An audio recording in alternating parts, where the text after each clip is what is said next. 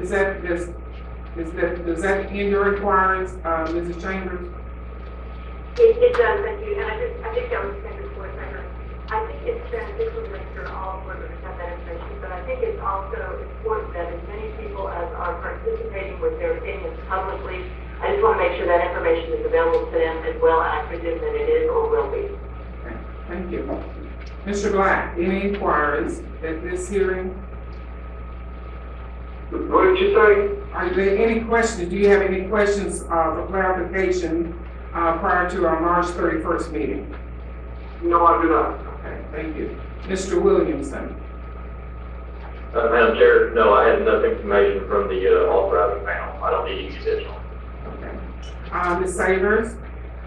Yes, I expressed this to Ms. Clay previously, but I'm wondering if we could have the link to the charter panel video for the 4 charter schools that we will be reviewing.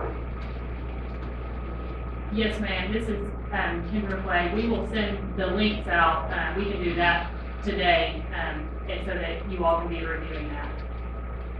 Thank you. Is that it, Ms. Savers?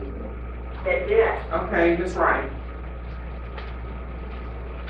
Yes, thank you, Chair. I guess what I would do is elaborate on the comments made by Ms. Chambers. I guess I would see my request for information directed in one part to specifically the Estem and the Lisa charters, and then the other to the Little Rock School District. For the Estem and the Lisa charters, I would just elaborate on Ms. Chambers' comments around current demographics.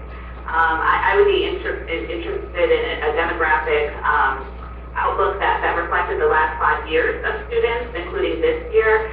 And in addition to race, I would also want to specifically know any information related to free and reduced lunch, number of free and reduced lunch students, English language learners, and special ed students.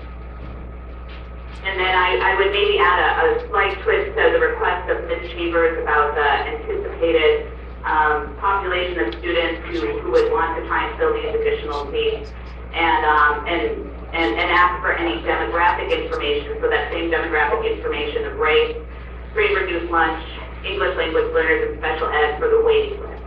Because I'm assuming those would be some of the first individuals drawn. And if there's any information about the length of time that any of those individuals have been on the waiting list.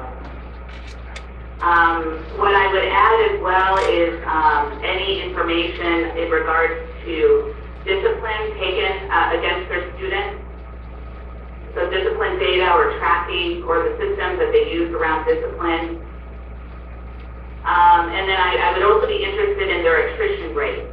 So how many students that start at Lisa and Estem actually complete their tenure of opportunity there. And I would finally be interested in a cost per pupil analysis that combines both public and private funds for those students, and then how that compares to the Little Rock School District. Okay. Does that conclude your questions? I just a couple last questions for the Little Rock School District. So those were for the charters.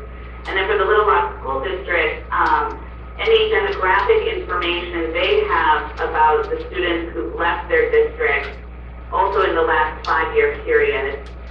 So prior to graduation and going on to, we're assuming one of these other alternatives of which charters are one. And then the seat availability of the Little Rock schools where these proposed expansion sites are being proposed.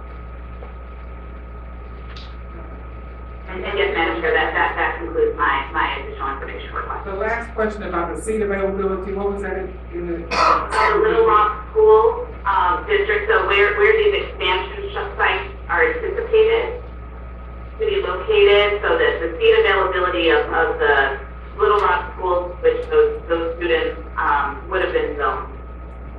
Okay. Does that conclude your questions, Ryan? Yes, Madam Chair, it does. Thank you. Ms. Zook.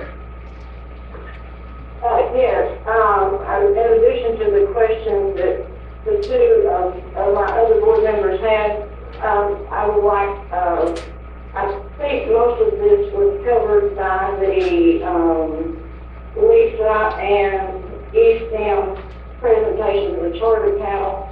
So what I'd like from the Little Rock School District is their teacher absentee rate by school, their RGI plan that has been implemented at each school, their after-school and extended year program available at each school, their dyslexia progress at each school, how many students have been referred to the ALE programs in the in-school ALE as well as to the ALE that has its own LEA number for 13, 14, 14, 15, and 15, 16.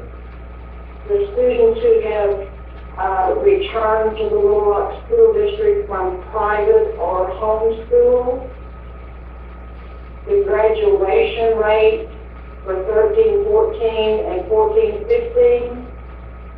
And then in addition, I'd like the racial percentage and free and reduced rate for each school, the school district, and the area of town and whether or not the school is a magnet